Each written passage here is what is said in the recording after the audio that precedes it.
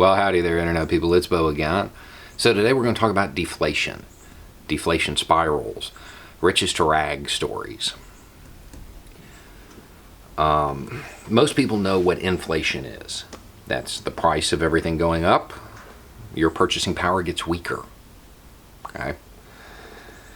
As a consumer, you're used to that. That's typically what's occurring in the United States. Deflation is the opposite. Prices are going down. Your purchasing power is getting stronger. And that sounds like a good thing. And it is in the short term. And when I say prices, I don't just mean like on single items. I'm talking about something called the Consumer Price Index. Picture it like an average of the cost of almost everything. So your purchasing power is getting stronger. That sounds good, and it is for a limited time. However, if a deflationary period is prolonged, you can enter something called a deflation spiral. Prices go down because demand is less. So the company is selling less of their product, so they lower prices to try to entice buyers. If buyers don't bite, then the company is selling less of their products at a lower price. If it's less of their products at a lower price, they have less money coming in. If they have less money coming in, short term, they can weather it. Long term, they still have the same liabilities. They still have the same debt. They still have the same stuff they have to pay. If they can't do it by getting revenue and having money coming in, if they can't meet those payments, their options are to cut cost via layoffs, wage reductions, closures. That transfers the burden of a deflation spiral back to the consumer, because now you're in the same boat.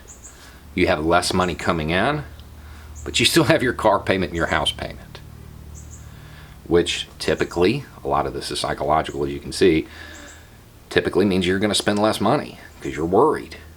Makes sense. You try to keep your cash on hand. The cash isn't moving. It's not actually in the economy. It's sitting somewhere. The currency. As this goes on, if it continues too long, what happens? The Great Depression.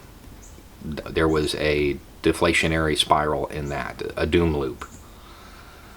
I've read that it's kind of tied more to the change in unemployment rather than the actual level of unemployment. For those that really want to get into it and see some neat starting points, that's a good one to start with. So, why is it happening?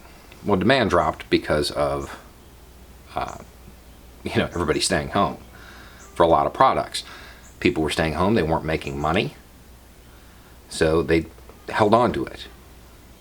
They didn't get a stimulus to make them buy products online, which would have helped keep prices up. In addition to that, before then, you had policies enacted by the administration that intentionally lowered demand for certain products. The tariffs. The tariffs intentionally raised prices in an attempt to keep people from buying some of them. I know, this goes against the whole America First thing. I got it, but it is what it is. So what's the government response? What can they do? Now, it should be pointed out before we get too far into this that us, average people, yeah, it hurts. It hurts. But those of us on the bottom, well, we're used to discomfort. And there's only so much we can lose. However, for those at the top, when this begins happening, they can lose everything. They can go from being millionaires and billionaires to having nothing. Riches to rags. Government policy, fiscal policy, can help in this. And it probably will, because very soon all of those high-powered lobbyists are going to be going to these senators saying, we're in trouble. And the policy, the solution, is to inject more money into the economy, to free it up, to get it moving again. Had the government done what was moral in the beginning and bailed out the little people, the money would have flowed up. the money would have been spent. Prices wouldn't have fallen. They didn't do that, really. $1,200. That's probably what's going to happen. That's probably what's going to happen if this deflationary period continues for any length of time. They're going to have to do another stimulus, and it's going to have to be a big one. Kind of like the crazy one that everybody's making fun of now. They're probably going to have to do that to keep the economy moving. As is normally the case, had the government and those politicians that were so concerned about feathering their own nests, had they done what was right for the country in the beginning, we wouldn't have this problem now. But we do. Here we are. We're staring down the barrel of a doom loop. Is it unavoidable? No, it's not.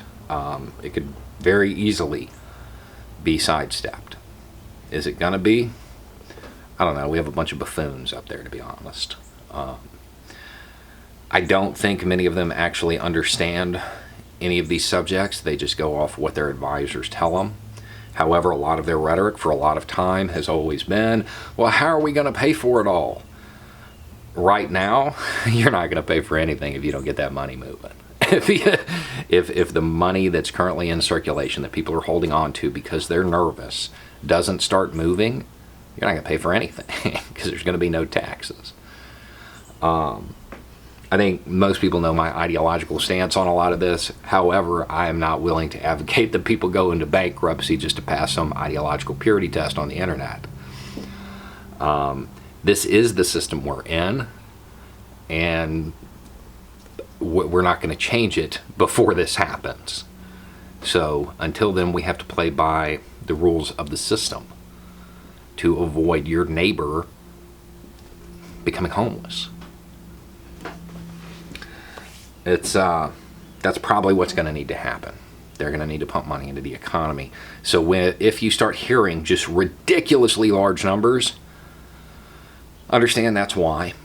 That is why. And there are methods to deal with getting that money out of circulation as well without causing huge problems. But we'll see what they do. Either way, it's something you need to be aware of. It's something you need to keep an eye on. From an economic standpoint, looking at the whole economy, I think the advice from most experts would be to make sure you spend some money. I'm not an expert, and I can tell you I would be paying off debt. I would be not making non-essential purchases, and I'd be keeping cash on hand.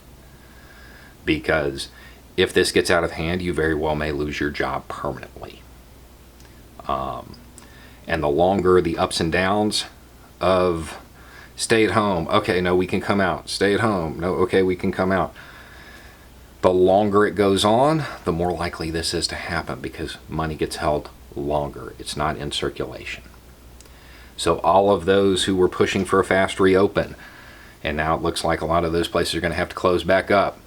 Congrats. Your main concern was the economy, and you may have provided it a mortal wound. Good job. Anyway, it's just a thought. Y'all have a good night.